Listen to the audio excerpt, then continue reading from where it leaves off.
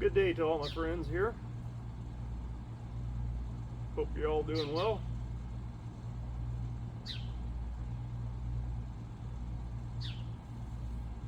This one here I'm going to talk about at Noah's house for a little bit, and then I'm going to probably go off into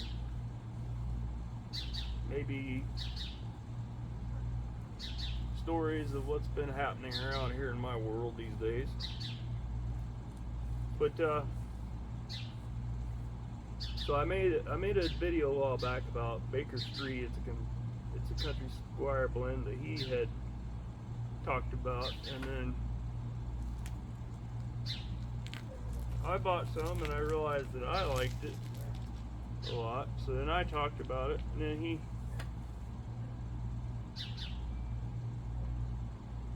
got in contact with me, or I don't know what happened.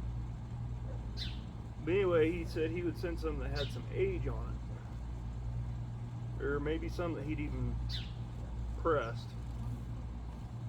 I was like, well, that sounds like a pretty good deal to me. Got an old marshmallow on my lap that's causing problems. So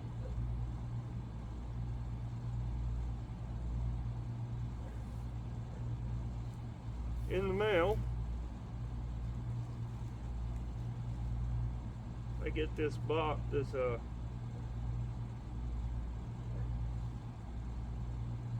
box that was about more than I could handle to cut through all the tape, but I managed. But I cut a hole in one of the bags. There's like 6 or 7 bags like this, and they don't have a lot in them, but that's fine because it's just the taste, you know. And it was really cool the way he did it.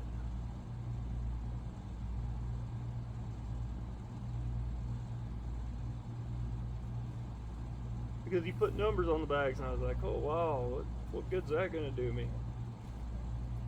Then there's a nice little piece of paper in there with an answer key. And he wrote down what each blend was with a correlating number. I thought, that's a cool idea.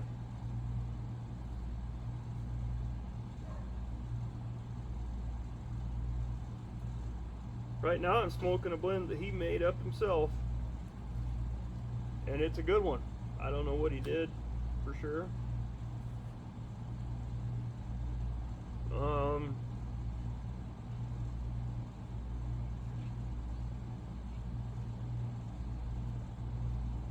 I know he acted like, I mean, it's he said it had Burley and Black Cavendish in it and Perique, I think.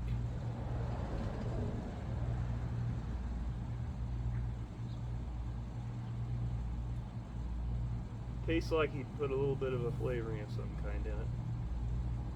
I don't know what else to say, but to say that it's an excellent blend. So, not only is Noah a great guy, but he's not bad at blending tobacco, if I must say so myself.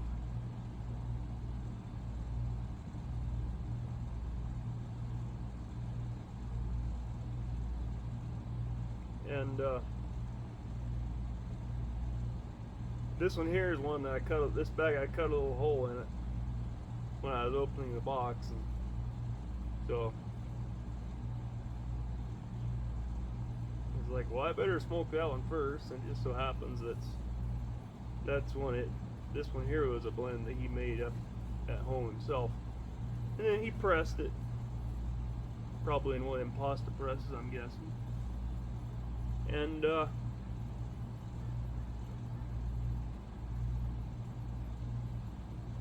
at Noah's house, he's another one of them great guys. We got so many great guys here that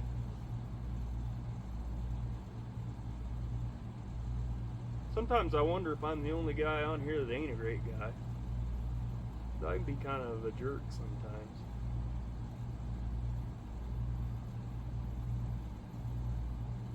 Selfish. Yeah, I'm kind of selfish. Bit of a jerk.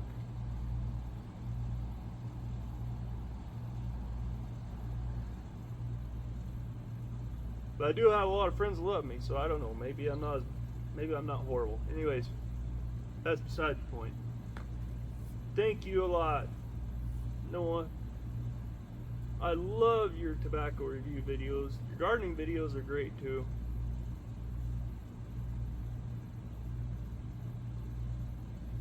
Because I absolutely love gardening myself, but I'd sure love to see some more tobacco reviews because his reviewing style is excellent, meticulous,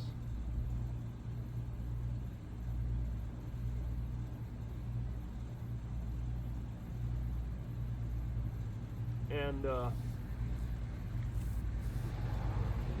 he's great at doing a tobacco review. So I hope to start seeing more of them pretty soon. They seem to have dried up kind of lately.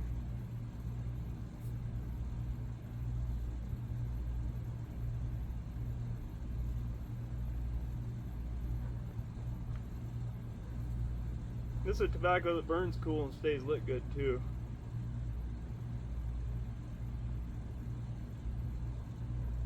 Hard to explain, it's just good. Anyways, I'll kind of go off into a different tangent. So what have I been up to lately? Well, besides work,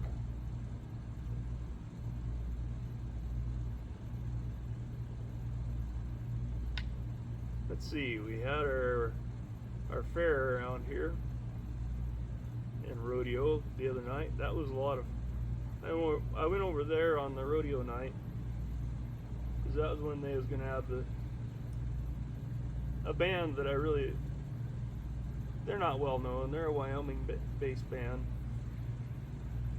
which, you know, most Wyoming based bands, you know,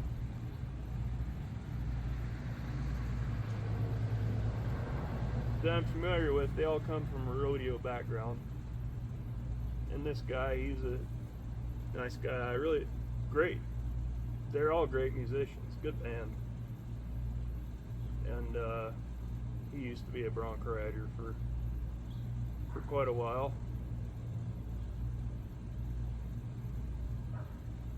But so I guess we got Chris Ledoux was the first iconic Wyoming cowboy that got really popular in the music industry. But there's been a bunch more since. Chauncey Williams and the Younger Brothers, they're really good. They played here quite a bit until they got too big, and they're good. He was a bronco rider for quite a while. Let's see, who else? Oh, last year we had Confederate Railroad come through town. Now I thought that was a major treat. It's not often you get a band of that caliber around here. I've been a fan of Confederate Railroad for a long time. And what do you know? For $10 or $20, don't remember what it was, I could get through the gate and I could listen. I got to watch Confederate Road play live. That was last year. Watching the rodeo, well, it just made the old juices flow. In a way, it sort of could make me a little depressed that I can't be out there doing it myself. You know, I was a roper. And I have friends, it's kind of interesting. I have friends that their kids, you know, now they're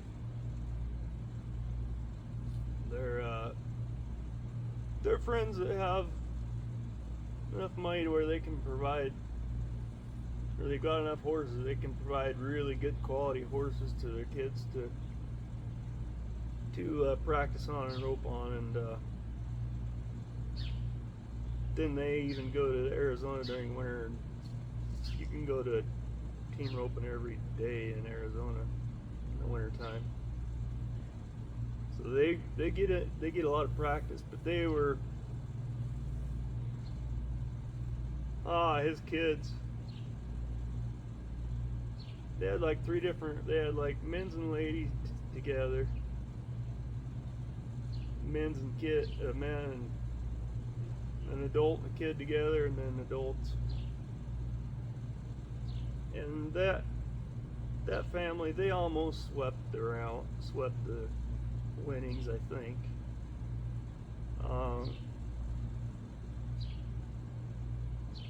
Not quite though, but. And then there was one kid I knew that was healing for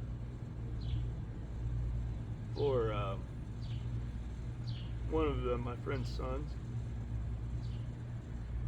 I seen him just stick it on two of them, and he was quick.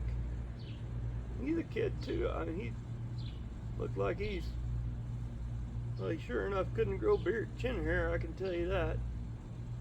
But boy, he had some talent. I need to figure out who he is, because he's gonna go somewhere. And of course, my friend's kids, they're really good. But he totally blew it when he did the father-daughter. One of his daughters, the girls are good too, and she had the steer caught for the win, I'm pretty sure, in that little deal. And you know, he's a professional roper. He's roped at the biggest rodeos in the world, and he very seldom ever throws a bad loop. But his daughter roped turned it for him perfect, and it was going to be a quick time, and he totally blew it. So he was money, except for when he was roping for his daughter, I guess. Felt kind of sorry for her, but he was just laughing afterwards. But let's see what else have I been up to. If anybody's even still watching this video, getting ready for hunting season. Now, I have a friend last year that I like to go hunting with, and one of his sons, which would be my friend too, of course. He's probably 25 years old. But he has a little sawmill, and he'd blown up a chainsaw. And I concluded, and of course, I love to share my opinions or knowledge, perceived or real, to anybody that'll listen.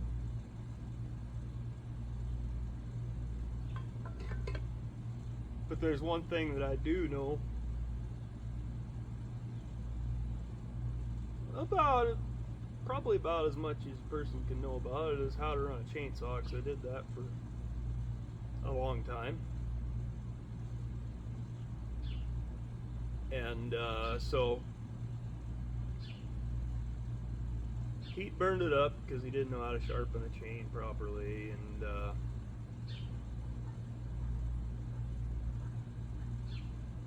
wasn't picky enough with a few other things.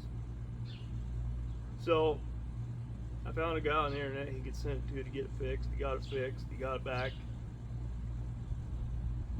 I got him a few items and told him what to buy for a few items that would maybe help him sharpen better. So we got his whole chainsaw thing figured out. Of course, got it fixed. I went ahead and had him give it a little extra juice, so it has a little more power. And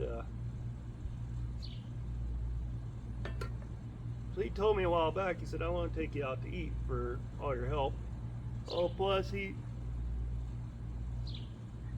I have a hunting rifle I'm letting him use for the year. We kind of traded hunting rifles for a while. I was thinking about buying his that he had. Mine was one more to his liking, but he decided he wanted to keep his own this summer. But anyways,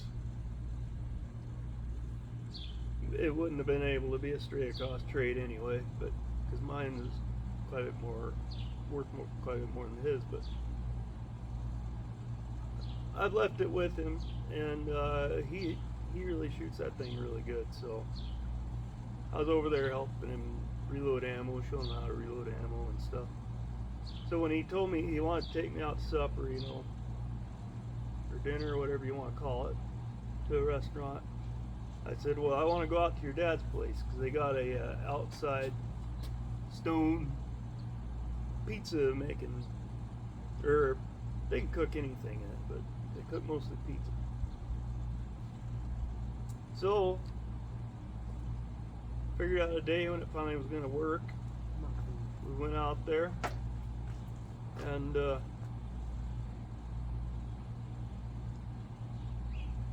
the old,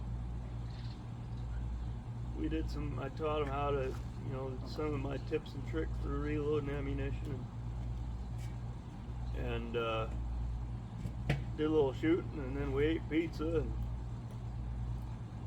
had a good old time. Came home, that was nice. Y'all know Mike, my good buddy Mike.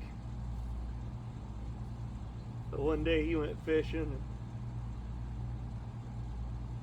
and I don't know if he might have took his shirt off, I don't know. Yeah, I think he probably did. All I know is he sat back in a lawn chair and got the worst sunburn you can imagine. I probably shouldn't be laughing about that, but hey, I haven't said I was a nice guy, so there's a little humor. It was a little humorous for a couple days. One day he kind of annoyed me, so I got somebody to poke him in the belly, a bunch of times with the end of a fishing pole. That was pretty funny. But anyways, that's about all that's been going on around here. Pretty boring for a small town type of deal. But anyways, you all have a good one. I hope you have an awesome day. I can't think of anything brilliant to say, so I'm just going to say, have a good one.